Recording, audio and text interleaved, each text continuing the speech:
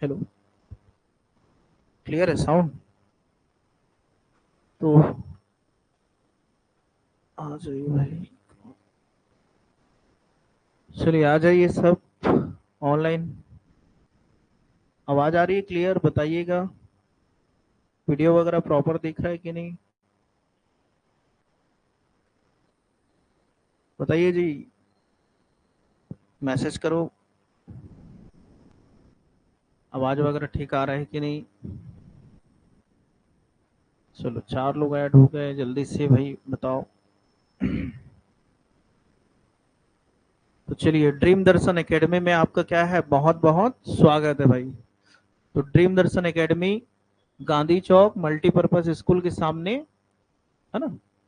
और बिलासपुर, बिलासपुर तो सब जान रहे हैं, है ना?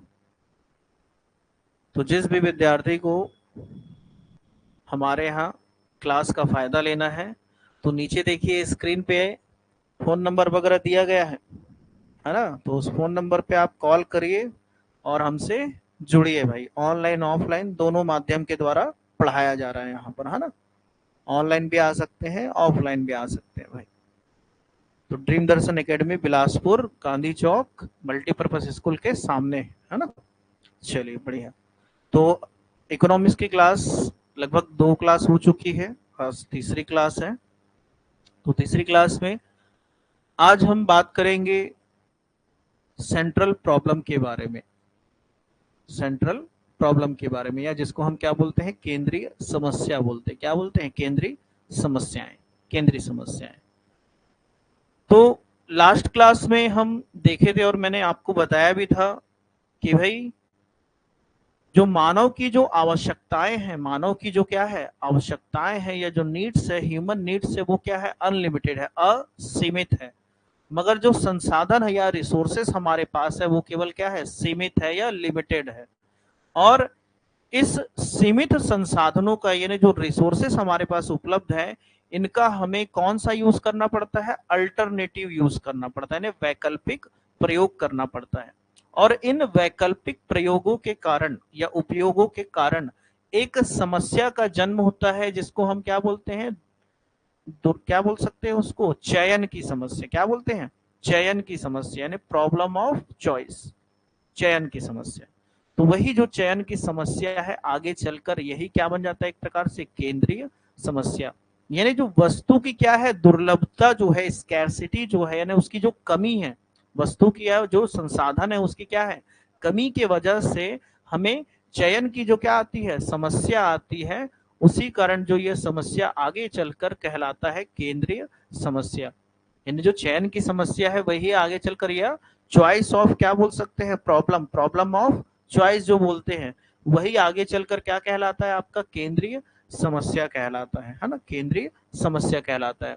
तो हमने इकोनॉमी वर्ड पे, इकोनॉमिक्स यानी अर्थशास्त्र किसे कहेंगे, इस पे हमने विस्तृत चर्चा किया था। अर्थशास्त्र किसे कहेंगे, कि अर्थशास्त्र क्या था, अर्थ और शास्त्र दो शब्दों से मिलकर बना हुआ था, जिसमें अर्थ का तात्पर्य हम धन से लगा रहे थे और शास्त्र का तात्पर्य विज्ञान से लगा रहे थे। इस प्रकार धन का विज्ञान ही क्या कहा जा रहा था, अर्थशास्त्र कहा जा रहा था। यानी ये जो परिभाषा थी, थोड़ा धन संबंधी परिभाषा, या क्या चीज आपका वेल्थ रिलेटेड क्या था, डेफिनेशन के अंतर्गत आ जाता है, जिसको एडम स्मिथ ने कहा था, है ना? मुख्य रूप से एडम स्मिथ ने बताया था। आज इकोनॉमिक्स से थोड़ा सा हटके हम आ रहे हैं, किसमें आ रहे हैं, इकोनॉमिक्स से हटके इकोनॉमी में। यहाँ पर जो वर्ड है वो क्या है, इकोनॉमी। जब इकोनॉमिक्स किसी देश के साथ जुड़ जाता है, जब इकोनॉमिक्स किसी देश के साथ क्या होगा, या किसी भूभाग के साथ क्या होगा, जुड़ जाएगा, तब वह उसकी इकोनॉमी बन जाती है या उसकी अर्थव्यवस्था बन जाती है। अगर यहाँ सरल शब्दों में हम कहते हैं, सरल शब्दों में हम यह कह सकते हैं कि जो भी नियम कानून हम इकोनॉमिक्स के अंतर्गत पढ़ते हैं, अर्थशास्त्र के अंतर्गत जो भी नियम वगैरह हम पढ़ रहे हैं, वो सब नियम जब वास्तव में किसी देश में, किसी निश्चित भूभाग में रहने वाले लोगों के ऊपर क्या की जाती है, लागू की जाती है, किसी निश्चित भूभाग में रहने वाले लोगों के ऊपर क्या की जाती है, लागू की जाती है, तब वह इकोनॉमी का रूप ले लेता है। उस भूभाग के लिए या उस एरिया के लिए या उस सीमा क्षेत्र के लिए वो क्या ले लेता है, इकोनॉमी का रूप ले लेता है। यानी अगर हम यह भी कह सकते हैं कि इकोनॉमिक्स या अर्थशास्त्र जो हम पढ़ रहे थे वह नियम और कानून का एक बंधन के रूप में है, वो यानी एक नियम और कानून की रूपरेखा है वो, है ना। क्या बोल सकते हैं कि उसमें जो भी rules and regulation, terms and condition है, जो भी रूल्स बन रहे हैं उसके बारे में वहां बताया जा रहा है कि भाई ये मांग है, ये पूर्ति है, ये डिमांड है, ये सप्लाई कर्व ऐसा है, ये उत्पादन फलन है, प्रोडक्शन पॉसिबिलिटी कर्व ऐसा बनता है, या सीमांत अवसर लागत या मार्जिनल जो आपका कॉस्ट वगैरह जो है या अपॉर्चुनिटी कॉस्ट है वो ऐसा है वैसा है। जो भी नियम आप पढ़ते हैं ये सारा चीज क्या है, इकोनॉमिक्स के अंतर्गत आएगा। और जब ये इकोनॉमिक्स यानी ये नियम और कानून जब किसी देश में क्या कर दी जाती है, लागू कर दी जाती है, तब वह उस देश की क्या बन जाती है, इकोनॉमी बन जाती है या अर्थव्यवस्था बन जाती है। क्या बन जाती है, अर्थव्यवस्था बन जाती है। तो हम यह कह सकते हैं कि अर्थशास्त्र या इकोनॉमिक्स जो है वह एक क्या है, आपका नियम और कानून से संबंधित एक व्यवस्था है। कहने का मतलब वह नियम और सिद्धांत से रिलेटेड है, नियम और सिद्धांत से, रूल्स एंड जो भी रेगुलेशन या प्रिंसिपल है उससे रिलेटेड है। यानी वह व्यवहारिक रूप नहीं है, वह नियम और सिद्धांत का रूप है। अगर व्यवहारिक रूप मतलब होता है कि एक्चुअल में जो हम कर रहे हैं, यानी व्यवहार में ला रहे हैं, हम आम जीवन में जब उसको उपयोग में क्या करते हैं, लाने लगते हैं, तब वह अर्थव्यवस्था का रूप ले लेता है।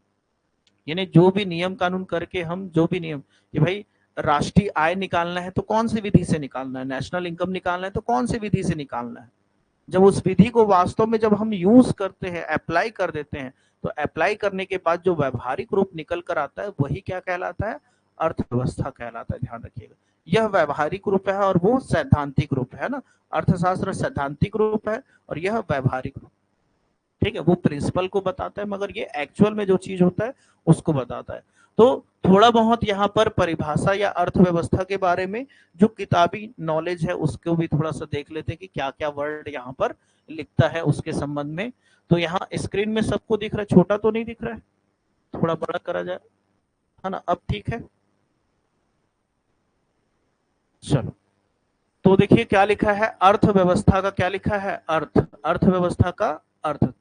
तो मैंने आपको बताया कि ये कौन सा रूप है, व्यवहारिक रूप है, एक्चुअल में जो हम जब चीजों को क्या करते हैं, अप्लाई कर देते हैं उसके बाद। और अर्थव्यवस्था के लिए हमेशा एक निश्चित भूभाग होना चाहिए, क्योंकि नियम और कानून आप कहाँ लागू करोगे, किसी देश के भीतर ही करोगे। तो किसी भी देश का एक क्या होता है, निश्चित भौगोलिक एरिया रहता है ना, यानी उसका एक जियोग्राफिकल क्या रहता है, एरिया रहता है भाई। जैसे भारत का जो क्षेत्रफल है कितना है, किसी को याद है, 32। भारत का क्षेत्रफल है 32,87,000 32,87,263 वर्ग किलोमीटर। भारत का जो क्षेत्रफल है 32,87,263 जो वर्ग किलोमीटर है, ये भारत का क्या है, एरिया है। एरिया है कि भारत का एरिया कितना है। वैसे छत्तीसगढ़ का भी है, 135 192 कुछ पढ़ते हो, 92 91 ऐसी समथिंग कुछ पढ़ते हो कि छत्तीसगढ़ का एरिया इतना बड़ा है करके। तो वैसे भारत का एरिया है। भारत विश्व का कितना, क्षेत्रफल की दृष्टि से कौन से स्थान पे आते हैं हम, क्षेत्रफल की दृष्टि से विश्व में कौन सा स्थान है हमारा, पहला, दूसरा, तीसरा, चौथा, पांचवा, छठवा, सातवां, आठवां, कौन सा है, सातवां बड़ा देश है, सातवां बड़ा देश है, विश्व का सातवां बड़ा देश है ना। तो सबसे बड़ा देश कौन सा है, रसिया सुने हो, रूस, कनाडा, चीन, यूएसए संयुक्त राज्य अमेरिका, फिर है ब्राजील, ऑस्ट्रेलिया, ऑस्ट्रेलिया के बाद आता है हमारा देश भारत या इंडिया। तो रूस, कनाडा, चीन, संयुक्त राज्य अमेरिका, ब्राजील, ऑस्ट्रेलिया और भारत, है ना। भारत कौन से स्थान पे आता है, सातवां बड़ा देश है अगर क्षेत्रफल की दृष्टि से देखा जाए। तो जब कोई भी इकोनॉमिक्स जो वर्ड है जब किसी देश के साथ लग जाता है तब वो उसका इकोनॉमी बन जाता है। जैसे हम बोलते हैं ना, Indian economy, USA economy, America की इकोनॉमी, चाइना की इकोनॉमी, कनाडा की इकोनॉमी। यानी जब जो भी रूल्स या नियम जो भी हम लागू करते हैं किसी देश के भूभाग, यानी किसी देश में जब क्या करते हैं उस चीज को लागू कर देते हैं, यानी जो भी इकोनॉमिक्स के रूल्स जब किसी देश में क्या कर दी जाएगी, लागू कर दी जाएगी, तब वह उस देश की इकोनॉमी या अर्थव्यवस्था कहलाती है। ठीक है, ये नॉर्मल शब्दों में समझ में आया जो चीज मैं समझा रहा हूँ, है ना। अब किताब के लैंग्वेज में देख लेते हैं कि भाई क्या क्या बोल रहा है ना। यहाँ पर थोड़ा सा उत्पादन, वितरण, उपभोग ऐसा कुछ बात करेगा। चलिए, तो लिखा है अर्थव्यवस्था एक ऐसी विधि है, अर्थव्यवस्था जो एक ऐसी विधि है जिसके अंतर्गत क्या होता है, लोग उत्पादन, अरे ये पता नहीं काहे खसकते रहता है, जिसके अंतर्गत लोग क्या है, उत्पादन, विनिमय, वितरण प्रक्रिया के माध्यम से अपनी आवश्यकताओं की क्या करते हैं, पूर्ति करते हैं, आजीविका अर्जित करते हैं। ठीक है, और अर्थव्यवस्था सभी आर्थिक क्रियाओं का क्या है, कुल जोड़ है, ऐसा करके लिखा है। तो चलिए मैं इसको थोड़ा सा अपने शब्दों में लिखा रहा हूं, लिखिएगा सभी कोई, लिखिए अर्थव्यवस्था का अर्थ करके, अर्थव्यवस्था का अर्थ, अर्थव्यवस्था का अर्थ लिखिएगा। तो अर्थव्यवस्था सभी, लिखिएगा, अर्थव्यवस्था सभी आर्थिक क्रियाओं का जोड़ है। अर्थव्यवस्था, अर्थव्यवस्था सभी आर्थिक क्रियाओं का जोड़ है, सभी आर्थिक क्रियाओं का जोड़ है। अर्थव्यवस्था सभी आर्थिक क्रियाओं का जोड़ है जिसके अंतर्गत, जिसके अंतर्गत, जिसके अंतर्गत उत्पादन, जिसके अंतर्गत उत्पादन यानी प्रोडक्शन, उत्पादन, विनिमय, उत्पादन विनिमय यानी एक्सचेंज, है ना, एक्सचेंज बोलते हैं ना, उत्पादन, विनिमय व वितरण, व वितरण संबंधी क्रियाएं की जाती है, व वितरण संबंधी क्रियाएं की जाती है। तो हमने लिखा अर्थव्यवस्था सभी आर्थिक क्रियाओं का जोड़ है जिसके अंतर्गत उत्पादन, विनिमय, वितरण आदि की क्रियाएं की जाती है, जिसके द्वारा, जिसके द्वारा, जिसके द्वारा लोग अपनी आवश्यकता की पूर्ति हेतु, लोग अपनी आवश्यकता की पूर्ति हेतु आय अर्जित करते हैं, आय अर्जित करते हैं, है ना, या आजीविका अर्जित करते हैं लिख सकते हैं। तो मैंने जो चीज यहां लिखा था उसी चीज को लिखा है मगर थोड़ा सा सरल शब्दों में, है ना, कि थोड़ा सा समझने योग्य हो जाए, आप लोगों को समझने योग्य हो जाए।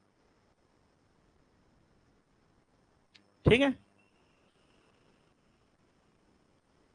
तो एक बार पढ़ के बताइएगा क्या लिखा आपने, कि अर्थव्यवस्था क्या है, उन सभी आर्थिक क्रियाओं का क्या है, जोड़ है जिसके अंतर्गत क्या क्या होता है, उत्पादन, विनिमय, वितरण, यानी हम उत्पादन करते हैं, विनिमय यानी एक्सचेंज करते हैं, वितरण यानी डिस्ट्रीब्यूशन करते हैं, है ना। उपभोग भी लिख सकते थे उसके अंतर्गत एक वर्ड, है ना, उपभोग भी तो करते हैं, कंजम्पशन भी तो करते हैं हम लोग, है ना, कंजम्पशन शब्द भी लिख सकते हो आप। उत्पादन, उपभोग, विनिमय, वितरण आदि की क्रियाएं की जाती है जिससे एक व्यक्ति क्या करता है, अपनी आवश्यकताओं की पूर्ति के लिए क्या करता है, आजीविका अर्जित करता है, यानी आय अर्जन करने के लिए जो भी वो आजीविका लेता है वो चीज। ठीक है, तो जब एक ये घर है, मान लो एक ये घर है, घर के अंदर एक ये घर है, यहाँ पर 3 व्यक्ति है मान लो, अरे ये क्या क्या हो जाता है यार, ये ना इसमें लिखने में ना, पीडीएफ में लिखने में ना इसमें बड़ा दिक्कत करता है। तो ये घर है, यहाँ पर 3 लोग हैं मान लो, ये 3 लोग हैं, 3 लोग हैं, एक फैमिली में 3 लोग हैं। तो जब एक कृषि का कार्य कर रहा है, मैंने बताया था एक बार एग्जांपल दिया था कि एक एग्रीकल्चर का काम कर रहा है, एक किसी इंडस्ट्री में लगा हुआ है, इंडस्ट्री में या उद्योग में लगा हुआ है, एक जो है सर्विस या सेवा क्षेत्र में लगा हुआ है, सर्विस क्षेत्र में लगा हुआ है। तो जब ये तीनों मिलकर जब काम कर रहे हैं, तीनों मिलकर काम कर रहे हैं, है ना, तो जब ये तीनों मिलकर काम कर रहे हैं मतलब जब ये तीनों क्षेत्र जो है, अगर हम देश के परिप्रेक्ष्य में देखें कि एक देश के भीतर में, एक देश के भीतर में कृषि क्षेत्र, उद्योग क्षेत्र और सेवा क्षेत्र के अंतर्गत जो कार्यरत जो भी नियम कानून जो भी चीज है वो उस देश की क्या किसको विकसित करेगा? अर्थव्यवस्था को प्रभावित करेगा ना, ये क्या करेगा? अर्थव्यवस्था।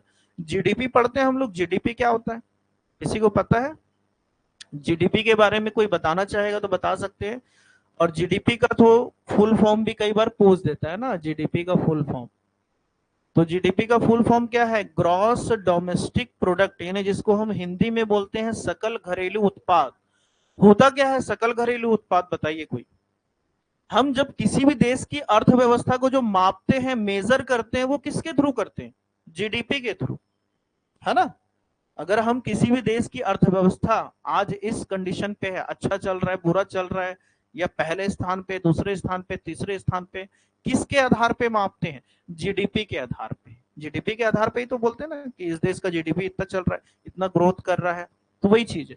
तो जीडीपी क्या होता है? ग्रॉस डोमेस्टिक प्रोडक्ट होता क्या है? अगर उसको सही तरीके से बताना चाहोगे, परिभाषित करना चाहोगे, डेफिनेशन देना चाहोगे, तो क्या होगा? जीडीपी किसको बोलेंगे हम?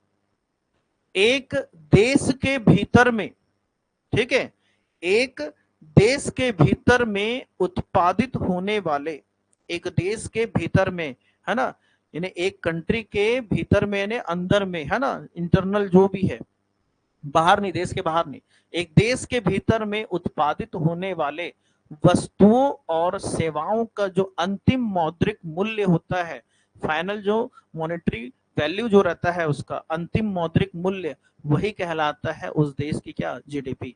यानी कहने का मतलब हमारा जो भारत देश है, हमारा जो भारत देश है, इसके अंदर जितना भी उत्पादन होता है एक वित्तीय वर्ष में, अगर आप एक वित्तीय वर्ष से संबंधित रहेगा, क्योंकि आप जीडीपी हर साल का क्या रहेगा? अलग अलग रहेगा। 2010 का अलग, 11 का अलग, 12 का अलग, हर साल प्रोडक्शन जो है अलग अलग होता है। कोई जरूरी थोड़ी ना कि एक ही जैसा प्रोडक्शन हर साल होगा हर क्षेत्र में।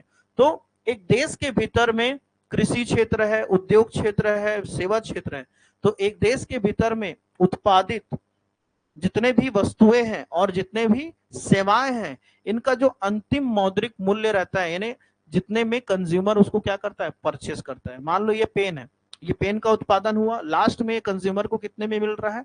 20 रुपए में। तो ये इस देश का क्या कहलाएगा? यानी कहने का मतलब इस वस्तु के आधार पर इसको क्या बोल सकते हैं? जीडीपी में काउंट करेंगे। तो किसी भी वस्तुओं का जो उत्पादन है देश के भीतर में, किसी भी वस्तुओं का उत्पादन और उसका, और वस्तु का भी उत्पादन या सेवाओं का उत्पादन, और उसका जो अंतिम मौद्रिक मूल्य है, फाइनल जो प्राइस रहेगा, वही शामिल किया जाता है किसके अंतर्गत? जीडीपी के अंतर्गत। तो एक बार हम बोल सकते हैं, जीडीपी की परिभाषा ये दे सकते हैं कि एक देश के भीतर में उत्पादित होने वाले वस्तुओं और सेवाओं का, एक देश के भीतर उत्पादित होने वाले वस्तुओं और सेवाओं का अंतिम मौद्रिक मूल्य ही क्या कहलाता है? जीडीपी कहलाता है। और जीडीपी किसी भी देश की अर्थव्यवस्था का प्रतिबिंब होता है। क्या होता है? प्रतिबिंब, मिरर होता है भाई। वही तो बताता है कि किस देश की स्थिति या अर्थव्यवस्था कैसी है करके। ठीक है, तो किसी भी देश की अर्थव्यवस्था को बताने का जो सबसे महत्वपूर्ण काम है, कौन करता है? जीडीपी ही तो करता है। जीडीपी के आधार पर ही तो हम बता पाते हैं कि किस देश की अर्थव्यवस्था कैसी है। तो यहां तक समझ में आया? एक मोटा मोटी परिभाषा मैंने आपको बताया। अगर लिखना है तो लिख सकते हैं कि किसी भी देश की अर्थव्यवस्था का प्रतिबिंब क्या होता है? जीडीपी होता है। किसी भी देश की अर्थव्यवस्था का प्रतिबिंब जीडीपी होता है।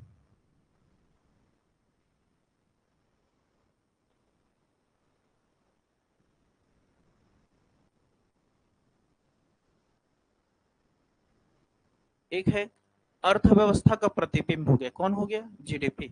अगर यहीं पर एक सवाल आए कि आर्थिक समृद्धि यानी इकोनॉमिक ग्रोथ का अगर सबसे बड़ा पर्याय जो रहेगा या प्रतिबिंब रहेगा, तो वो कौन रहेगा? आर्थिक समृद्धि का मतलब क्या होता है? इकोनॉमिक ग्रोथ, सुने कि नहीं सुने? इकोनॉमिक ग्रोथ क्या होगा? कोई भी क्षेत्र आप जिसमें भी काम करो, उसमें रेगुलर क्या होता है? वृद्धि होते जाता है। और जिससे जो व्यक्ति आय कमा रहा है, उसकी जीवन शैली में भी क्या होता है? सुधार होते जाता है। जैसे अगर मैं एक एग्जांपल देता हूं, अभी भारत जो है विश्व की चौथी बड़ी अर्थव्यवस्था बन गया है। भारत विश्व की चौथी बड़ी अर्थव्यवस्था बन गया है, मगर क्या लोगों के जीवन में उतना ज्यादा सुधार आया है क्या? लोगों के पर कैपिटा इनकम में कुछ इंक्रीज हुआ है क्या? ज्यादा कुछ उतना ज्यादा प्रभाव नहीं हुआ है पर कैपिटा इनकम, है ना। यानी प्रति व्यक्ति आय जो है उतना ज्यादा वृद्धि नहीं हुआ है। हम पहले भी जितना कमा रहे थे लगभग भी अभी भी स्थिति लगभग वैसे ही कुछ चल रहा है। बहुत ज्यादा हम लाख रुपए कमाने वाले एकदम करोड़ में नहीं पहुंच गए। है ना। हमारी स्थिति लगभग, अगर हम लाख कमा रहे थे पिछले साल, तो शायद इस साल 2 लाख 3 लाख कमा रहे हैं, बस यही स्थिति है। इससे ज्यादा हम ज्यादा ग्रोथ नहीं करे। तो एक वर्ड है आर्थिक समृद्धि, इकोनॉमिक ग्रोथ, उसका प्रतिबिंब होता है, ध्यान रखिएगा, पर कैपिटा इनकम, प्रति व्यक्ति आय। लिखना है तो लिख लीजिए कि इकोनॉमिक ग्रोथ या आर्थिक समृद्धि का जो पर्याय है या प्रतिबिंब है वो होता है पर कैपिटा इनकम, है ना, पर कैपिटा इनकम, ध्यान रखिएगा। ठीक, भूपेंद्र बढ़िया। एक देश के अंदर सभी उत्पादित इकाई, सही, बढ़िया बढ़िया बोल रहे भूपेंद्र जी। ठीक,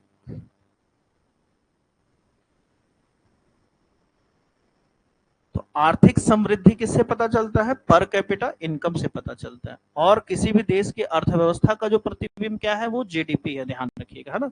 जीडीपी के आधार पे हम बताते हैं। अब यहाँ पर थोड़ा सा अलग अलग परिभाषा दिया हुआ है। देखिए, परिभाषा वाला सेक्शन मैंने पहले ही बोल दिया कि थोड़ा सा आप लोगों को इसको क्या करना पड़ेगा, खुद से थोड़ा सा मेहनत कर, क्योंकि ये रटने वाला पोर्शन है ना। इसमें तो मैं आपको समझा नहीं सकता कुछ, कि कोई भी विद्वान आएंगे, इकोनॉमिस्ट आएंगे और वो क्या करेंगे, परिभाषा देंगे, तो उसको थोड़ा सा याद करना पड़ेगा। एक क्वेश्चन ये परिभाषा से रिलेटेड आएगा तो यही सबसे कठिन रहता है, और कुछ नहीं। क्योंकि इसमें पूरा नाम याद रहना ही चाहिए कि भाई इसको ये लाइन बोला है तो बोला है, उसमें किसी और का नाम नहीं ले सकते, थोड़ा रटने वाला पोर्शन। तो देख लीजिए, प्रोफेसर ब्राउन जो है, प्रोफेसर ब्राउन है, क्या बोल रहे हैं? अर्थव्यवस्था एक ऐसी प्रणाली है जो लोगों को क्या करती है? रोजी या जीविका प्रदान करती है। तो एक ब्राउन जी को याद रख लीजिएगा भाई, छोटा मोटा जैसा भी दिमाग में रह जाए, कि अर्थव्यवस्था एक ऐसी प्रणाली है जो लोगों को क्या करती है? जीविका या रोजी प्रदान करती है। तो यहां से एक महत्वपूर्ण पॉइंट यही है। इस परिभाषा को थोड़ा सा लिख लीजिए या याद कर लीजिए, जैसा भी है। अब अगला है जो टॉपिक है, अर्थव्यवस्था की गतिविधियां। अर्थव्यवस्था की गतिविधियां, तो 3 पॉइंट याद रख लीजिए। अर्थव्यवस्था की गतिविधियां में उत्पादन यानी प्रोडक्शन, उपभोग यानी कंजम्पशन, और पूंजी निर्माण निवेश यानी जो कैपिटल, मैन्युफैक्चर, इन्वेस्टमेंट जो भी है, जी आपका यहां पर आ जाएगा। कैपिटल या इन्वेस्टमेंट लिख सकते हैं। प्रोडक्शन, कंजम्पशन, इसमें हम आगे चलते हैं थोड़ा सा। तो जैसा मैंने आपको बताया था कि भाई अर्थव्यवस्था, आप कोई सा भी नियम रूल कहाँ लागू करते हैं? लोग नहीं रहेंगे तो कहाँ लागू करोगे?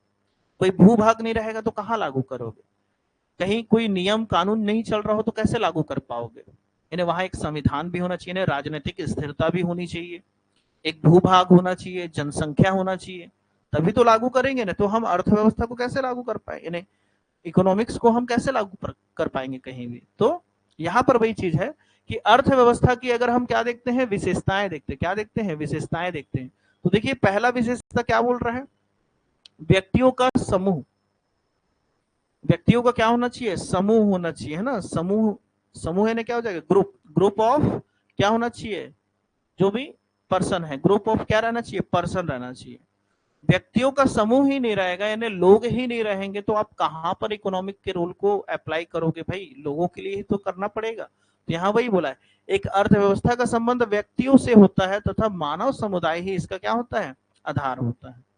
पशु पक्षी वगैरह हम थोड़ी ना इकोनॉमिक्स का रूल लागू करेंगे, उन लोग नहीं पढ़ाई करेंगे ये सब चीज का ना, उन लोग को इससे कोई मतलब नहीं है, उन लोगों को इससे कोई मतलब नहीं।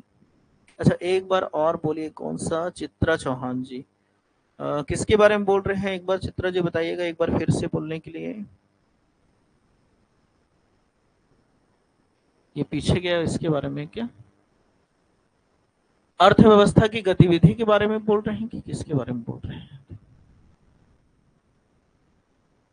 तो प्रोफेसर ब्राउन का जो परिभाषा था वो था, अर्थव्यवस्था एक ऐसी प्रणाली है जो लोगों को क्या करती है? जीविका या रोजी प्रदान करती है ना। और अर्थव्यवस्था की गतिविधि में 3 चीज को याद रखिए, यानी जो गतिविधि यानी क्या चीज होता है, क्या प्रोसीजर होता है अर्थव्यवस्था में? प्रोडक्शन होता है, उसका कंजम्पशन होता है, और जो भी कैपिटल इन्वेस्टमेंट की कार्य यहाँ पर किए जाते हैं, 3 कार्य। तो अर्थव्यवस्था की विशेषता में पहला पॉइंट था कि व्यक्तियों का क्या होना चाहिए? समूह होना चाहिए भाई। ग्रुप ऑफ मेंबर होना चाहिए, यानी व्यक्ति लोगों का जब समूह रहेगा तभी तो आप नियम को लागू कर सकते हो, और व्यक्तियों के लिए लागू कर सकते हैं, मानव के लिए। अगला लिखा है संसाधनों की सीमितता, यानी जो रिसोर्सेस है वो क्या है, लिमिटेड है ना, ये पता है ना आपको, लिमिटेड रिसोर्सेस। सेकंड पॉइंट है लिमिटेड रिसोर्सेस। कभी भी व्यक्ति संतुष्ट हो सकता है क्या, और उसके लिए हमेशा जो भी आवश्यकता है हमेशा ज्यादा इच्छा रहती है, जितना भी मिल जाए, है ना। हम खुद वैसे ही हैं, हर कोई वैसे है, ठीक है। अब हमको यहाँ से सर लोग जितना भी दे दे हमारे लिए कम ही है ना। जितना ज्यादा दे दे यही सोचेंगे हम तो, कि जितना ज्यादा दे दे भाई। तो वही चीज है यहाँ संसाधनों की, मगर क्या है, सीमितता। अब सर बोलेंगे अरे भाई मेरे को भी इतने सारे स्टाफ है, सबको लेके चल रहा है, आप ही एक महान व्यक्ति नहीं है जिसको मैं इतना पैसा दे दूं और बाकी लोगों को मैं ऐसा करूँ करके, तो सबको लेके चल रहा है। संसाधनों की क्या है, सीमितता है, लिमिटेड रिसोर्सेस है, जिसका हमको क्या करना है, अल्टरनेटिव यूज करना पड़ता है। क्या करना पड़ता है, अल्टरनेटिव यूज करना पड़ता है, वैकल्पिक प्रयोग करना पड़ता है। तो अर्थव्यवस्था का स्वरूप चाहे जैसा भी हो, परंतु यह सत्य है कि उसमें उन संसाधनों को जिनसे कि वस्तु और सेवाओं का उत्पादन होता है, यानी जिससे हम प्रोडक्शन करते हैं, जो हमारे पास रिसोर्सेस है जिससे हम प्रोडक्शन करते हैं। कहने का मतलब कोयला लेके आते हैं, खदान से कोयला निकलता है, तो कोयले से क्या चीज उत्पादन होता है, बिजली उत्पन्न कर रहे हैं। कई जगह लौह इस्पात उद्योग है, तो वहां पर कोयला काम आता है, क्योंकि लोहे को पिघलाने वगैरह में क्या चीज का काम आएगा, कोयले का काम आएगा। तो एक ही वस्तु का कई जगह यूज है। जो वैकल्पिक प्रयोग बोल रहे हैं, अल्टरनेटिव यूज बोल रहे हैं हम, वही चीज है कि एक ही वस्तु का कई जगह प्रयोग करते हैं और अलग अलग उद्देश्य से करते हैं। अब देश के पास ये रहता है, क्योंकि इतने सारे लोग हैं, सभी लोगों की आवश्यकताओं को पूरा करना है। अगर देश के स्तर पर देखें, सभी लोगों की आवश्यकताओं को क्या करना है, पूरा करना है। तो सरकार ये सोचेगा ना कि किस वस्तु या किस रिसोर्सेस को कहां पर कितने मात्रा में मैं यूज करूं। वो समस्या हमेशा बना रहता है, चाहे कितना भी, चाहे विकसित अर्थव्यवस्था हो, चाहे विकासशील हो, चाहे अल्प विकसित हो, सबके पास ये समस्या क्या होता है, बना रहता है। यानी डेवलप कंट्री हो, अंडर डेवलप हो, या डेवलपिंग कंट्री हो, हर किसी के पास ये समस्या तो कॉमन चीज है कि हमेशा जो संसाधन रहते हैं वो हमेशा क्या रहते हैं, सीमित रहते हैं, रिसोर्सेज। तो यहाँ वही बोल रहा है कि जिससे भी वस्तुओं और सेवाओं का उत्पादन होता है वो हमेशा क्या रहता है, सीमित रहता है। बड़ी बड़ी मशीनें, कई करोड़ों अरबों रुपए की मशीनें, ऐसा थोड़ी ना जगह जगह पे प्लांट लगा हुआ है, हर किसी का एक जगह। भिलाई स्टील प्लांट कहाँ पर है, भिलाई स्टील प्लांट केवल भिलाई में है, वहीं पर है वो भिलाई स्टील प्लांट, ठीक है। अब उसको भी प्रोडक्शन करने के लिए कच्चा माल की आवश्यकता पड़ती है, रॉ मटेरियल चाहिए। अब रॉ मटेरियल पहले कहाँ, मोस्टली कहाँ से लिया जाता था, किसी को पता है, भिलाई स्टील प्लांट में जो लोहे का उत्पादन किया जाता है उसके लिए रॉ मटेरियल कहाँ से आता था, कोई बताएंगे, बताइए ऑनलाइन में, आवाज आ रहा है ना। ये भिलाई स्टील प्लांट जो हमारा है वहां पर रॉ मटेरियल कहाँ से आता है, साहू जी बताओ ना, कहाँ गए, राजनांदगांव के पास आसपास से तो आता है, राजनांदगांव जिला से यार। दल्ली राजरा सुने हो कि नहीं सुने हो, बालोद जिला राजनांदगांव के आसपास पड़ता है, बालोद जिला, है ना। हाँ, रावघाट, हाँ भूपेंद्र जी एकदम सही बताया, अभी रावघाट पहुंच गए, मैं वहीं तक आ रहा हूँ, है ना, रावघाट तक पहुंचते हैं। तो पहले जो है दल्ली राजरा माइंस आप सुने होंगे, पहले वहां से क्या किया जाता था, जो भी कच्चे माल है वहां से भिलाई स्टील प्लांट में आता था। मगर रिसोर्सेस क्या है, लिमिटेड है, धीरे धीरे खत्म होते जाते हैं, यूज करते जाएंगे, कंज्यूम करते जाएंगे, तो क्या होगा, खत्म होते जाएगा। उसके बाद हमको नया जगह फिर देखना पड़ेगा, तलाश करना पड़ेगा। तो अब जो दल्ली राजरा माइंस था उसके आगे तक चले गए, अब रावघाट तरफ चले गए, और थोड़ा कांकेर वगैरह थोड़ा और उधर अंदर तरफ निकल गए हैं, है ना, भानु प्रतापपुर, इधर उधर उधर अंदर तरफ जाके वहां पर अभी क्या चल रहा है। पहले जो ट्रेन है केवल दल्ली राजरा तक जाती थी, अब ट्रेन का जो सुविधा थोड़ा और आगे तक बढ़ा दिया, वो गुदुम वगैरह सुनो होंगे, गए हो कि नहीं उस तरफ कभी, भानु प्रतापपुर, पता नहीं उधर से कोई होगा तो बताइएगा भाई, है ना। तो चलिए ठीक है, तो समझ में आया कि भाई किसी भी वस्तु का जब हम उत्पादन करते हैं और जो हमारे पास रिसोर्सेस है वो हमेशा क्या रहते हैं, सीमित रहते हैं, रिसोर्सेस हमेशा क्या रहती है, सीमित रहते हैं। और यही कारण है, देखो यही बोल रहा है, सीमितता एक वर्ड है ना, सीमितता, सीमितता के लिए इंग्लिश में वर्ड है, ध्यान रखिएगा, स्कैरसिटी। क्या लिख लीजिएगा, स्कैरसिटी। सीमितता के लिए जो वर्ड है वो स्कैरसिटी, और वास्तव में इसी समस्या के कारण अर्थव्यवस्था की क्या होती है, आवश्यकता होती है। यानी जो भी नियम, अगर हम नियम कानून के हिसाब से अगर चीजों को करते हैं तो सही ढंग से उसको यूज कर पाएंगे, यूटिलाइज कर पाएंगे, नहीं तो अति दोहन होने लगेगा किसी भी चीज का, और फिर चीजें का क्या होगा, अगर एक ही चीज उत्पादन कर रहे हो, बहुत ज्यादा उत्पादन करते कंज्यूम कर दे रहे हो, समय और मांग या डिमांड के बारे में बिना सोचे समझे, तो फिर दिक्कतों का सामना करना पड़ेगा। इसलिए अर्थव्यवस्था की क्या होती है, आवश्यकता होती है, इकोनॉमिक्स की भी हमको आवश्यकता होती है कि रूल्स रेगुलेशन लागू रहे भाई। यदि आर्थिक साधनों की सीमितता ना होती तो अर्थव्यवस्था भी नहीं होती। अगर साधनों की सीमितता ही नहीं रहता तो फिर हम काहे के लिए नियम, रूल्स, कानून, नियम वगैरह लागू करते कि भाई उत्पादन का नियम ये है, मांग पूर्ति का नियम ये है, ऐसा है वैसा है, क्यों करते? तो अतः संसाधनों का अनुकूलतम आवंटन किसी भी अर्थव्यवस्था का क्या होता है, केंद्रीय बिंदु है।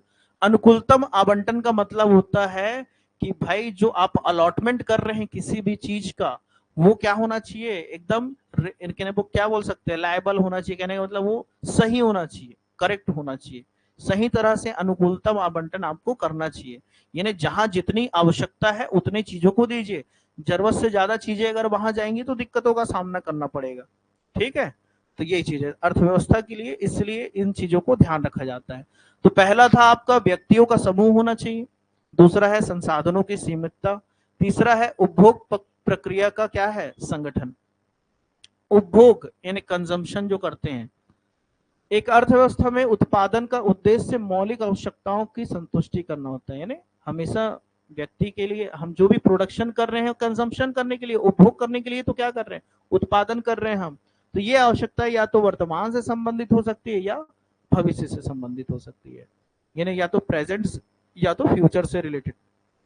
कई बार हम फ्यूचर से रिलेटेड चीजों को भी क्या करते हैं, बना के रखते हैं, ये फ्यूचर में काम आएगा। छोटा सा एग्जांपल देता हूं, जैसे हम लोग मालूम है कि किस समय सब्जियां बहुत महंगे होने लगते हैं, जैसे हम लोग वो नहीं ले लेते आलू वगैरह, प्याज वगैरह पहले से खरीद के रख लेते हैं घर में। नॉर्मली देखते हैं ना, कई बार हम लोग प्याज वगैरह पहले से कई लोग खरीद के रख लेते हैं कि भाई इस समय ये बहुत महंगा हो जाएगा, ऐसे करके पता रहता ना कि पहले से खरीद के रख ले भाई, नहीं तो बहुत महंगा हो जाएगा। उसी प्रकार सरकार भी जब किसी संसाधन, पता है कि देश विदेश में आर्थिक स्थिति बिगड़ने वाला है, जैसे अभी रसिया और यूक्रेन का क्या चल रहा था, वार चल रहा था, उस समय अमेरिका कितना लगा हुआ था कि भाई तुम पेट्रोल मत लो, बाहर से आप कच्चा तेल मत खरीदो, रसिया से मत खरीदो। मगर भारत को दिखा ये अपॉर्चुनिटी है भाई कि मैं खरीद लूं, सस्ते दाम पे मिल रहा था तेल, बहुत बाहर से बहुत सस्ते में मिल रहा था, कोई भी खरीदना चाहेगा, अपॉर्चुनिटी को लेना चाहेगा। तो भारत भविष्य की सोच रहा था कि मेरे को भाई फ्यूचर में जरूरत पड़ेगा तो अभी ही खरीद लेता हूँ, बाद में अगर लूंगा तो मेरे को बहुत महंगा पड़ेगा, इधर उधर से लूंगा तो वही चीज है कि जो वस्तु है उसके संबंध में उन्हें कहने का मतलब प्रेजेंट से भी रिलेटेड हो सकता है या फ्यूचर से भी रिलेटेड हो सकता है, कोई दिक्कत नहीं है यहाँ पर, है ना। तो आवश्यकताएं या तो वर्तमान से संबंधित हो सकती है या भविष्य से संबंधित हो सकती है। संस्थाएं, अगला जो टॉपिक है या पॉइंट जो दिया है, क्या दिया है, संस्थाएं, यानी जो इंस्टीट्यूट होंगे, यानी जो भी अर्थव्यवस्था के नियम कानून जो भी आप लागू करते हैं उसका संबंध किससे होना चाहिए, इकोनॉमिकल इंस्टीट्यूट होना चाहिए। यानी सेवा के उद्देश्य से कोई संस्था खोली है, उसका कोई इकोनॉमिक्स से रिलेटेड रिलेशन होगा क्या, नहीं होगा। दान पुण्य करने वाली कोई संस्था का इससे कोई भी रिलेशन नहीं होगा। यानी जो भी इकोनॉमिक का रूल आप बैठाएंगे या रूल्स को अप्लाई करेंगे वो केवल कहाँ होगा, जो भी इकोनॉमिक जो इंस्टीट्यूट है वहीं पर होगा। यानी आर्थिक उद्देश्य से जो रहेंगी, देखो लिखा है संस्था से तात्पर्य कुछ करने या किसी चीज के प्रबंध करने के तरीके से होता है। मानव हितों से संबंधित अनेक प्रकार की संस्थाएं हैं, जैसे धार्मिक संस्थाएं हैं, सामाजिक संस्थाएं यानी रिलीजन से रिलेटेड बोल लो या सोशलिस्ट बोल लो, राजनीतिक यानी आपका जो राजनीतिक है, पॉलिटिकल है, इकोनॉमिक है, वैधानिक या स्टेचरी रिलेटेड है आदि होती है। परंतु अर्थव्यवस्था का संबंध केवल किससे होता है, आर्थिक संस्थाओं से। तो ध्यान रखिएगा कि अर्थव्यवस्था का जो संबंध है वो केवल क्या होता है, आर्थिक संस्था से होता है ना, आर्थिक संस्था से। अच्छा, दुर्गा बोल रही है अभी सब्जी का रेट महंगा है, वैसे उधर बालको तरफ कोरबा तरफ महंगे रहता है। आइए बिलासपुर, हमारे यहाँ सब्जी बहुत सस्ता चलता है ना, बाकी जगह से वाकई यहाँ बहुत सस्ता रहता है, क्योंकि मैं कई जगह सिटी घूमा हूँ, वहां से यहाँ सब्जियां काफी सस्ता रहती है। ठीक, क्या बोली है सुरभि, बनाओ बेचो फकी फेंकी फेंको, क्या क्या लिखी है, पता नहीं क्या क्या लिख के रखी है। चलो, तो पॉइंट पॉइंट कम से कम लिख लेना, जिससे आपको दिक्कत, कम से कम पॉइंट याद रहे, है ना, जिससे चीजें याद हो। व्यक्तियों का समूह, साधनों संसाधनों की सीमितता, उपभोग प्रक्रिया का संगठन, संस्थाएं हो गया, संस्थाएं समझ गए पॉइंट, किसी को दिक्कत तो नहीं। परिवर्तनशीलता, अब परिवर्तनशीलता तो हमेशा रहेगी।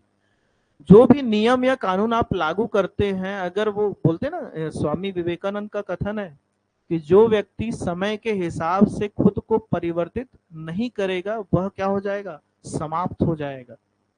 यानी परिवर्तनशीलता, या जिसको फ्लेक्सिबिलिटी बोलते हैं, या वेरिएबल बोल सकते हैं, यानी चीजों में परिवर्तनशीलता होनी चाहिए हमेशा। अगर आप एकदम एक मुर्गी की टांग बोलते हैं ना, ऐसे लोगों को बड़ा दिक्कत होता है कि नहीं मैं सही हूं, आप गलत हो, कुछ भी हो जाए, दुनिया इधर से उधर हो जाए, मगर मैं सही हूं, आप गलत हो, तो वहां दिक्कतों का सामना करना पड़ता है। तो उसी प्रकार जब अर्थव्यवस्था के संबंध में कुछ नियम या कानून हम बनाते हैं, तो कई बार उसमें अमेंडमेंट होता है। जैसे हम लोग, विधान है हमारा, संविधान बना है, संविधान में भी संशोधन होता है ना, जब लगता है लोगों को कि हाँ यार जो चीज नियम बना था वो सही नहीं है, उसमें कुछ सुधार करना चाहिए, तो हम उसमें अमेंडमेंट करते हैं भाई, संशोधन करते हैं, चीजों को सुधारते हैं। उसी प्रकार यहाँ पर भी अर्थव्यवस्था के संबंध में भी आपको परिवर्तनशीलता का गुण लेके रखना चाहिए, है ना। क्या बोला है, अर्थव्यवस्था का स्वरूप स्थैतिक, यानी एक जगह फिक्स नहीं हो जाता है, स्थैतिक नहीं, एक स्थान विषय तक बस सीमित नहीं रहता है, गत्यात्मक होता है, हमेशा क्या रहता है, गतिशील रहता है, हमेशा क्या रहता है, गतिशील रहता है। अर्थव्यवस्था क्योंकि मनुष्यकृत होती है, इसलिए समय अनुसार इसमें परिवर्तन होते रहते हैं। भाई मानव की आवश्यकता, अभी ठंडी का समय आएगा तो गर्म कपड़े की मांग करोगे, और जहां गर्मी आएगा तो फिर बोलेगा भाई थोड़ा सा हल्का सूती वाला कपड़ा मिले तो ठीक है, नहीं तो पसीने में बर्बाद हो जाओगे अगर ऊन वाला कपड़ा पहनो, गर्मी पहन के घूम रहे, अरे कौन पागल है रे बोलेगा, है ना, ऊन का कपड़ा अभी पहन के घूम रहा है गर्मी के समय, बोलेंगे। तो ये परिवर्तनशीलता है ना, अर्थव्यवस्था में कौन सी गुण होती है भाई, परिवर्तनशीलता की गुण होती है। समन्वित प्रणाली, विभिन्न अर्थव्यवस्थाओं में विभिन्न संस्थाएं होती है, परंतु संस्थाओं का कोई भी समूह, अब क्या बोल रहे देखिए पढ़िएगा, विभिन्न अर्थव्यवस्थाओं की विभिन्न संस्थाएं होती है, अर्थव्यवस्था में बहुत सारी संस्थाएं रहती है, परंतु संस्थाओं का कोई भी समूह अर्थव्यवस्था को जन्म नहीं देता है। आगे कहता है कि विभिन्न इकाइयां घटक परस्पर निर्भर व संबंधित होती हैं, उनमें एक निश्चित मात्रा में एकरूपता होनी चाहिए, तभी अर्थव्यवस्था समन्वित ढंग से कार्य कर सकेगा। कहने का मतलब यहाँ पर ये हो रहा है, समन्वित प्रणाली यानी कोऑर्डिनेशन बैठाने की बात कर रहा है कि भाई बहुत सारी संस्थाएं रहती हैं, तो उन लोग आपस में, उन लोगों का क्या रहना चाहिए, तालमेल जो है वो सही बैठा रहना चाहिए, जो भी नियम या रूल्स लागू कर रहे हैं वो सही सही सभी जगह क्या होना चाहिए, लागू होने चाहिए। केवल एक संस्था बोलेगा कि हमको ये चीज चाहिए या ऐसा होना चाहिए, या जैसे आप छोटा मोटा हम ये बोलते हैं कि हिंदू बोलेगा कि भाई हर जगह मंदिर ही रहे, मस्जिद नहीं चाहिए, या मुस्लिम ही बोलेंगे कि हर जगह मस्जिद ही चाहिए, मंदिर नहीं चाहिए, तो ऐसा नहीं हो सकता। हाँ, सबको मिलजुल कर ही चलना पड़ेगा। तो उसी प्रकार जब हम आर्थिक या अर्थव्यवस्था के बारे में भी बात करें, तो यहाँ भी बहुत सारी संस्थाएं हैं, तो उनको भी जो भी नियम कानून बना रहे हैं, तो वो आपस में एक दूसरे से डिपेंडेबल रहते हैं, एक दूसरे से डिपेंड है। क्योंकि अगर किसान अगर किसानी करना छोड़ दे तो फिर लोग क्या खाएंगे, किसान अगर हाथ खड़ा कर देगा तो फिर हम लोग अपना फिर भरण पोषण कैसे करेंगे भाई। यानी सभी का क्या है, सहयोग है, और जो भी रूल्स रेगुलेशन बनाएंगे तो ऐसा बनाएंगे कि सभी को उसमें क्या मिले, फायदा मिले। तभी तो सरकार की तरह तरह की योजनाएं आती हैं, है ना। अभी प्रति पर एकड़ कितना खरीदा जा रहा है छत्तीसगढ़ में, एक एकड़ में कितना खरीदी हो रहा है धान, है तो 20, तो मैं जान रहा था एक एकड़ के पीछे 20 क्विंटल करीब धान खरीदी किया जाता है। और कितना चल रहा था समर्थन मूल्य लास्ट टाइम, 3100 रुपए कुछ, है ना, 3100 रुपए समर्थन मूल्य, वही चीज, तो यही चीज है। तो समझ में आया यहाँ तक, कोई दिक्कत। अर्थव्यवस्था और अर्थव्यवस्था की थोड़ी सी विशेषताओं पे हमने चर्चा किया, है ना। 3100, भूपेंद्र जी सही है, किसान है क्या भूपेंद्र जी, बताओ भाई। 3100, ठीक। 21, अच्छा इधर साहू जी का आया है कि अभी 21 एकड़ का भी वर्तमान में शायद हो गया है, ध्यान रखिएगा, है ना। चलो देखो, लोग अवेयर रहते हैं, बढ़िया से अवेयर रहे हो भाई। अब आते हैं, अगला जो टॉपिक है हमारा है अर्थव्यवस्था के प्रकार। अर्थव्यवस्था के प्रकार, टाइप्स ऑफ इकोनॉमी। तो अगला हेडिंग रखिएगा कॉपी में आप, टाइप्स ऑफ इकोनॉमी या अर्थव्यवस्था के प्रकार। तो अभी थोड़ा सा हम अर्थव्यवस्था के बारे में थोड़ा पढ़ रहे हैं, इकोनॉमिक्स के बारे में हमने पढ़ा, अर्थव्यवस्था के बारे में थोड़ा सा पढ़ेंगे। उसके बाद हम प्रैक्टिकल क्वेश्चन में आएंगे ना, जो स्टैटिकल पोर्शन है उसमें आएंगे, जिसमें मीन मीडियन मोड आप पढ़ेंगे, है ना। इंडेक्सिंग पढ़ेंगे आप, बहुत सारी चीजें। तो वो सारी चीज कराऊंगा, टेंशन नहीं है, आराम से पढ़ेंगे, एकदम भी आराम से नहीं पढ़ेंगे। मैं तो पता चल रहा है अगले साल पढ़ रहे, ठीक। अरे सर इतना धीरे पढ़ा रहे। तो अर्थव्यवस्था के प्रकार लिखिएगा। अर्थव्यवस्था सभी को पता है। एक है आपका क्या चीज, पूंजीवादी, है ना, जिसको मैं यहाँ इंग्लिश में लिख दे रहा हूं। तो टाइप्स ऑफ इकोनॉमी में पहला है कैपिटलिस्ट, है ना, क्या बोलते हैं, capitalist economy, capitalist economy. Second है आपका समाजवादी, जिसको बोला जाता है सोशलिस्ट, है ना, सोशलिस्ट इकोनॉमी, सोशलिस्ट इकोनॉमी। और मिश्रित को क्या बोला जाता है, mixed economy, mixed economy, mixed economy, है ना। तो तीन प्रकार की अर्थव्यवस्था पाई जाती है ना। राष्ट्रीय अंतर्राष्ट्रीय स्तर पे अगर अर्थव्यवस्था के बारे में बात किया जाए तो तीन प्रकार की अर्थव्यवस्था, या there are three types of economy, है ना। तीन प्रकार की अर्थव्यवस्था पाई जाती है। पहला है आपका पूंजीवादी, जिसको आप बाजार या स्वतंत्र अर्थव्यवस्था भी बोल सकते हैं, यानी इसी को मार्केट इकोनॉमी भी बोल सकते हैं ना। बाजार का मतलब किससे है, मार्केट, मार्केट। या इसी को क्या लिखा है, स्वतंत्र मतलब क्या बोल सकते हैं, इंडिपेंडेंट, इंडिपेंडेंट इकोनॉमी। यानी कैपिटलिस्ट, अन्य नाम भी ध्यान रखिएगा, अन्य नाम भी पूछ सकता है कई बार कि भाई इस इकोनॉमी को अन्य किस नाम से जानते हैं, तो ध्यान रखिएगा। तो यहाँ पूंजीवादी को बाजार या स्वतंत्र अर्थव्यवस्था के नाम से भी जानते हैं, लिख लीजिए भाई अच्छे से, कि बाजार अर्थव्यवस्था भी बोलते हैं, स्वतंत्र अर्थव्यवस्था भी बोलते हैं, कैपिटलिस्ट भी बोलते हैं, मार्केट और इंडिपेंडेंट भी बोलते हैं। सोशलिस्ट या समाजवादी को क्या बोला जा रहा है, केंद्र नियोजित, यानी सेंट्रल प्लांट जो बोलते हैं ना, सेंट्रल प्लांट। सोशलिस्ट को लिखिएगा, जो सेंट्रल प्लांट इकोनॉमी है ना, ये भी बोला जाता है। या नियंत्रित बोल रहा है, क्या चीज बोल रहा है, नियंत्रित, यानी क्या बोलेंगे, नियंत्रित, नियंत्रण को क्या बोलते हैं, कंट्रोल बोलते हैं। तो कंट्रोल्ड इकोनॉमी भी बोल सकते हैं, इसको ध्यान रखिएगा, कंट्रोल्ड इकोनॉमी, कंट्रोल्ड, है ना। क्या चीज बोल रहे हो, कैपिटलिस्ट को बोलेंगे मार्केट और इंडिपेंडेंट।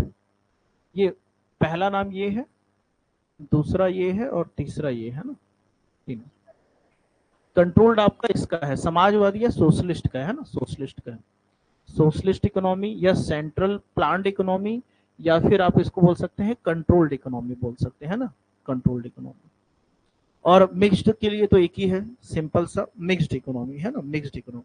नाम ध्यान रखिएगा, ऑनलाइन वाले भी कई बार यही चीज पूछ देता है ना, एकदम इजी चीज, और हम एग्जाम में फिर उसको नहीं कर पाते हैं, उस चीज को नहीं कर पाते हैं। तो अभी चीजें हम समझेंगे तो और चीजें समझ में आएंगी बढ़िया से, दिक्कत नहीं है। तो चलिए, लगभग लोग तो जानते ही हैं पूंजीवादी अर्थव्यवस्था किसके कहते हैं भाई, किसको कहते हैं, पूंजीवादी अर्थव्यवस्था, समाजवादी अर्थव्यवस्था और मिश्रित अर्थव्यवस्था। अच्छा, इसके बारे में थोड़ा सा मैं एक वो बताना चाहूंगा आपको,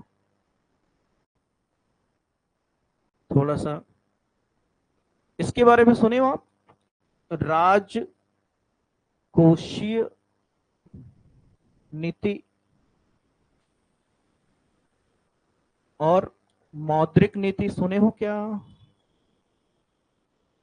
मौद्रिक नीति, इसको क्या बोलते हैं, मौद्रिक नीति को मॉनेटरी पॉलिसी करके बोलते हैं क्या इंग्लिश में। राजकोषीय नीति को क्या बोलते हैं, रेवेन्यू पॉलिसी वगैरह कुछ बोलते हैं क्या, एक बार देख लीजिएगा इंग्लिश वाले। रेवेन्यू रिलेटेड जो पॉलिसीज रहती है। अच्छा कौन बताएगा, चलो राजकोषीय नीति कौन जारी करता है, कौन बताएगा, ऑनलाइन और इधर ऑफलाइन भी। और मौद्रिक नीति किसके द्वारा जारी की जाती है बताइएगा। राजकोषीय नीति और मौद्रिक नीति किसके किसके द्वारा जारी की जाती है बताइए। एक क्वेश्चन ये भी बनता है एग्जाम में कि राजकोषीय नीति किसके द्वारा जारी किया जाता है और मौद्रिक नीति किसके द्वारा जारी किया जाता है। हाँ एकदम सही विद्या।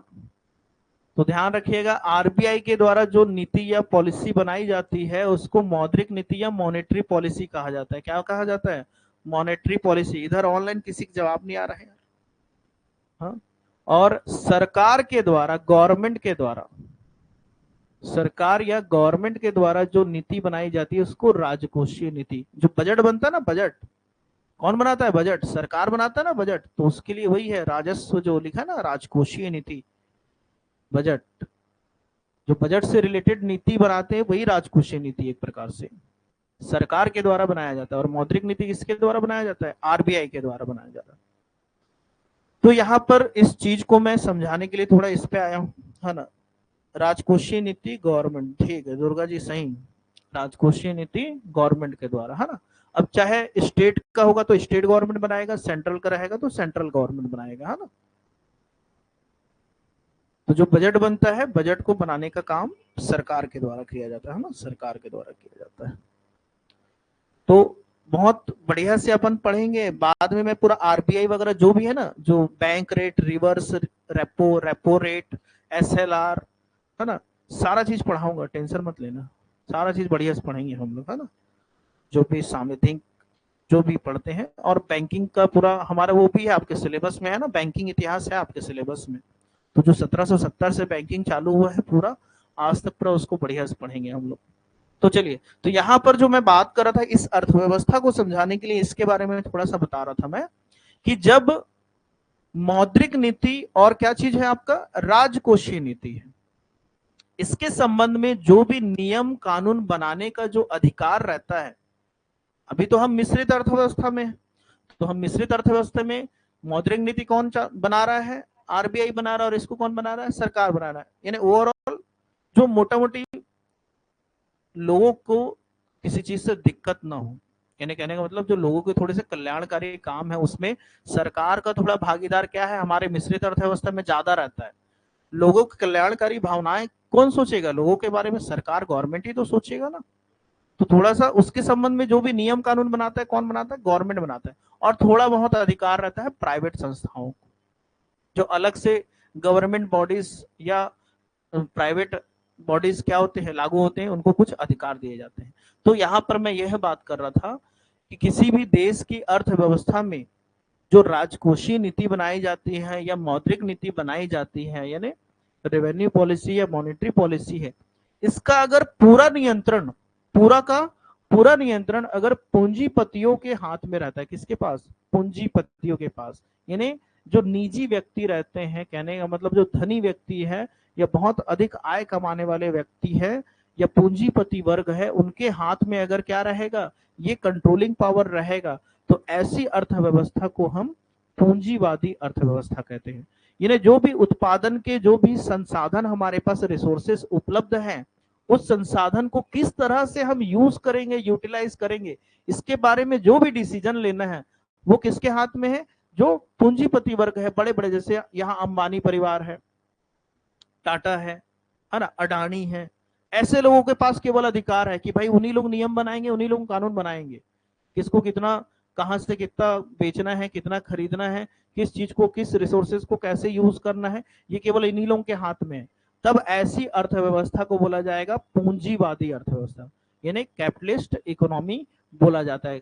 जब जो भी कंट्रोलिंग पावर है रिसोर्सेज के संबंध में, या जो भी आपका रिवेन्यू पॉलिसी है या मॉनेटरी पॉलिसी, जो भी चीज आप बना रहे हैं, उसमें पूरा का पूरा नियंत्रण या कंट्रोलिंग पावर किसके हाथ में है, जो पूंजीपति वर्ग है, कैपिटलिस्ट लोग जो है, उनके हाथ में है। तब इस अर्थव्यवस्था को हम पूंजीवादी अर्थव्यवस्था कहते हैं। समझ में आ रहा है कि जब जो भी नियम कानून जो भी बनते हैं, यानी आर्थिक इकोनॉमिक रिलेटेड जो भी चीज नियम कानून बन रहे हैं उसका पूरा नियंत्रण किसके हाथ में है, कंट्रोलिंग पावर किसमें है, जो पूंजीपति या कैपिटलिस्ट लोग के हाथ में है, तो वह पूंजीवादी अर्थव्यवस्था कहलाता है। जैसे यूएसए का हम एग्जाम्पल देते हैं कि यूएसए या संयुक्त राज्य अमेरिका में वहां पर सरकार कोई ज्यादा नियम कानून नहीं बनाता है ना, वो जो भी नियम कानून मोस्टली यानी रहता है कि पूंजीपति वर्ग से प्रभावित रहता है।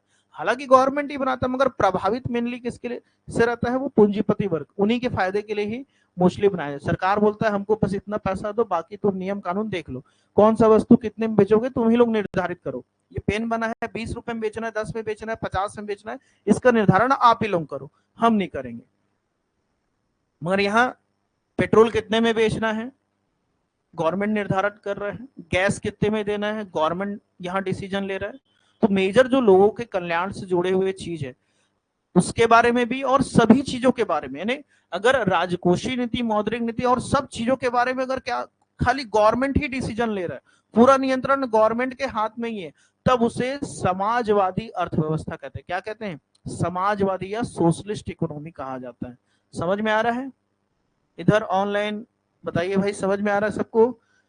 जब जो भी रिसोर्सेस है हमारे पास या जो भी नीतियां हम बना रहे हैं उस पे जब पूरा नियंत्रण किसका रहेगा, पूंजीपति वर्ग का रहेगा, तो उसे पूंजीवादी अर्थव्यवस्था बोलेंगे।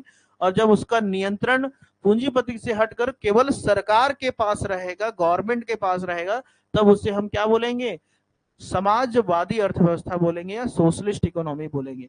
और दोनों का जब मिला जुला रूप जहां पर पाया जाता है उसे हम मिश्रित अर्थव्यवस्था बोलते हैं। और मिश्रित अर्थव्यवस्था में जो मेजर लोगों के कल्याण से जुड़े कार्य जो भी रहेंगे उस पर सरकार का ही क्या रहता है, नियम या कानून चलता है। बाकी और भी जो नियम कानून है उसको जो अन्य संस्थाएं हैं उन लोग फिर बनाते हैं।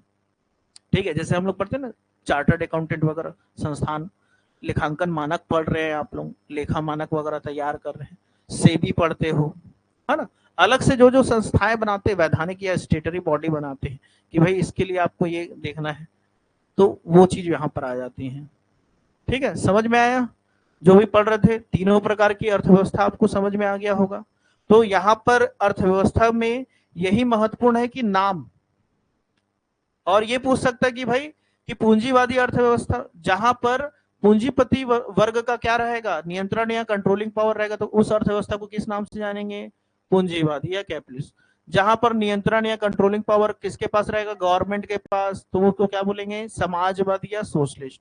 और जब दोनों का मिला जुला रूप रहेगा तो कहा हमारा भारत कौन सा उदाहरण है, मिश्रित अर्थव्यवस्था था ना, मिश्रित अर्थव्यवस्था का। पहले समाजवादी या साम्यवादी जिसको बोल सकते हैं, इसकी जो सही उदाहरण था पहले चाइना था ना, मैं बोल रहा हूँ, वर्तमान में थोड़ा सा रूप बदल गया।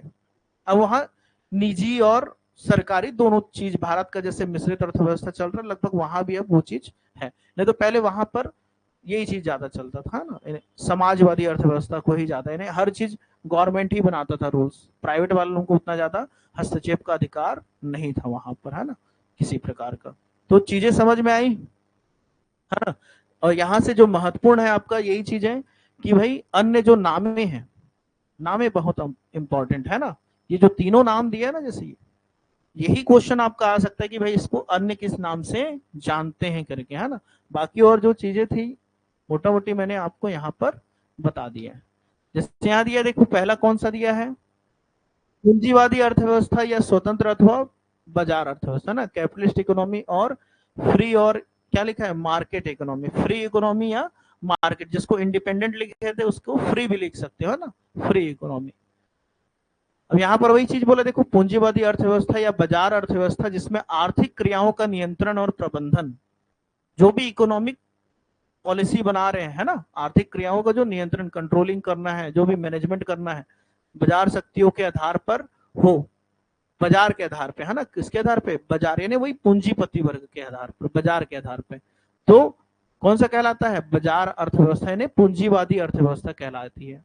इसमें अर्थव्यवस्था का संचालन क्या लिखा है, कीमत तंत्र। अब यहां से जो जो पॉइंट निकालना, चलो पहला लिखिए, पूंजीवादी अर्थव्यवस्था या स्वतंत्र अथवा बाजार अर्थव्यवस्था।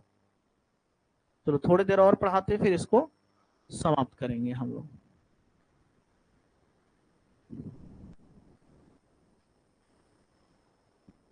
चलो सब है कि नहीं? ऑनलाइन वाले सो गए हैं घर में, भजिया वजिया खा के बढ़िया से? तो किसी का मैसेज वैसेज नहीं आ रहा है? कोई मैसेज तो करो। है, हाय कर रहा है कौन? चित्रा जी, हाँ।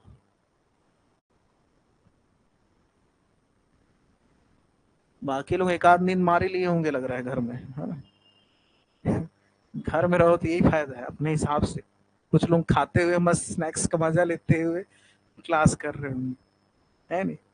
हमको क्या है, लगातार बोल रहे हैं, 2 घंटे से बोल ही रहे हैं, है नहीं? आदमी है कि मशीन है यार? हाँ, चलो ठीक है। देखो ना, सर लोग 2 घंटे लगातार बुलवाते हैं भाई। तो कहां पर थे हम लोग? पूंजीवादी अर्थव्यवस्था में, है ना? तो इसमें जो महत्वपूर्ण पॉइंट है, जो वो चीज आप लिख लीजिए। लिखिएगा, आर्थिक क्रियाओं का नियंत्रण, प्रबंधन तथा निर्धारण। लिखिएगा, आर्थिक क्रियाओं का नियंत्रण, प्रबंधन और निर्धारण किसके आधार पे होता है? बाजार शक्तियों के आधार पर। एक पॉइंट ये लिखिए, पहला पॉइंट पॉइंट करके लिखना ना।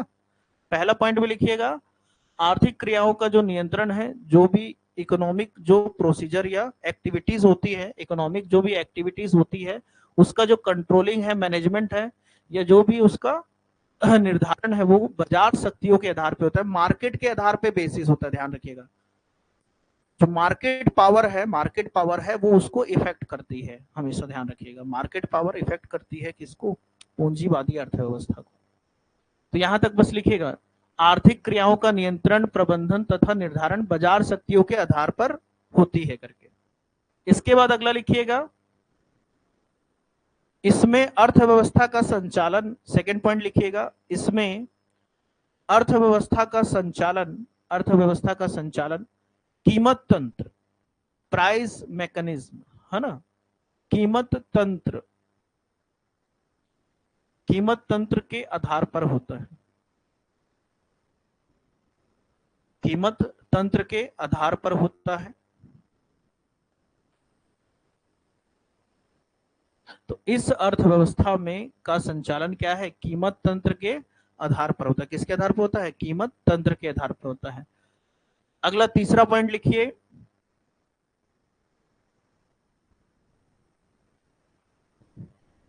तीसरा पॉइंट लिखिएगा, इस अर्थव्यवस्था में उत्पादन एवं वितरण के साधनों,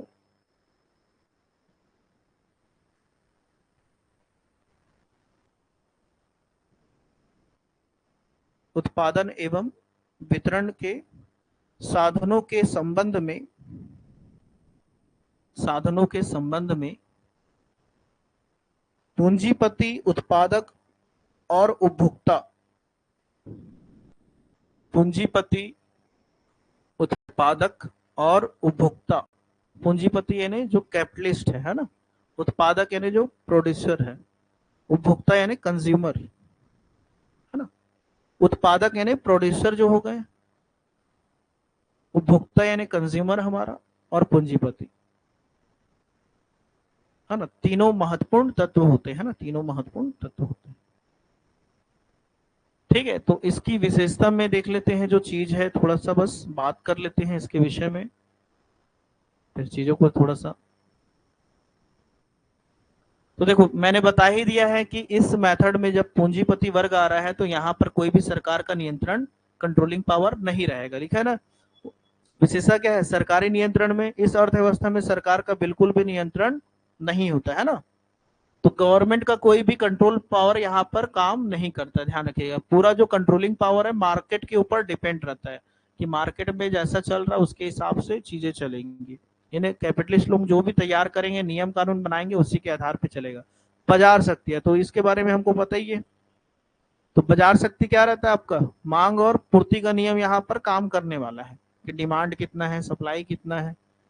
तो हम लोग साधारण वस्तु के संबंध में क्या पढ़ते हैं? नियम, कि किसी वस्तु की कीमत में क्या होती है? कमी, तो उसका मांग क्या हो जाता है? बढ़ जाता है। और किसी वस्तु की कीमत में क्या होती है? वृद्धि, तो मांग घट जाता है। मगर वो केवल सामान्य वस्तु के संबंध में है ना, जो दैनिक उपभोग की वस्तु उसके संबंध में। गिवन गुड्स के बारे में रूल्स थोड़े से अलग हो जाते हैं। चलो, फिर क्या है, कीमत तंत्र हो गया, उपभोक्ता प्रभुत्व, बस इतना ही काम था इसमें, इतना ही काम था हमारा। अगला है समाजवादी या क्या है, केंद्र नियोजित अथवा नियंत्रित अर्थव्यवस्था, सोशलिस्ट इकोनॉमी और सेंट्रली प्लान्ड इकोनॉमी जिसको हम बोल रहे थे।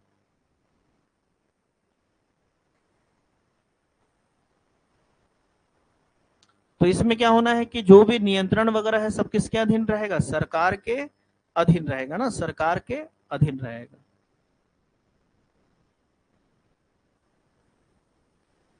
चलिए क्लास यहीं समाप्त करेंगे आज, है ना, बाकी फिर कल करते हैं। थक गए हैं आप भी और मैं भी थक गया हूँ, है ना। चलो, तो चलिए मिलते हैं, सभी का बहुत बहुत धन्यवाद, नेक्स्ट क्लास में मिलते हैं, आगे और बात करेंगे बढ़िया इकोनॉमिक्स के बारे में, क्योंकि ज़्यादा भी पढ़ लोगे तो फिर दिमाग से चला जाएगा फिर चीज़ें। चलो, तो बाय, मिलते हैं सभी को। ठीक, चलो नेक्स्ट क्लास में मिलते हैं, है ना, नेक्स्ट क्लास में। ठीक, ओके, थैंक यू। चलो आप लोगों को भी धन्यवाद भाई, मोक्षदा, दुर्गा, चित्रा, विजय, चलो आप लोगों को भी धन्यवाद जी। ठीक, भूपेंद्र।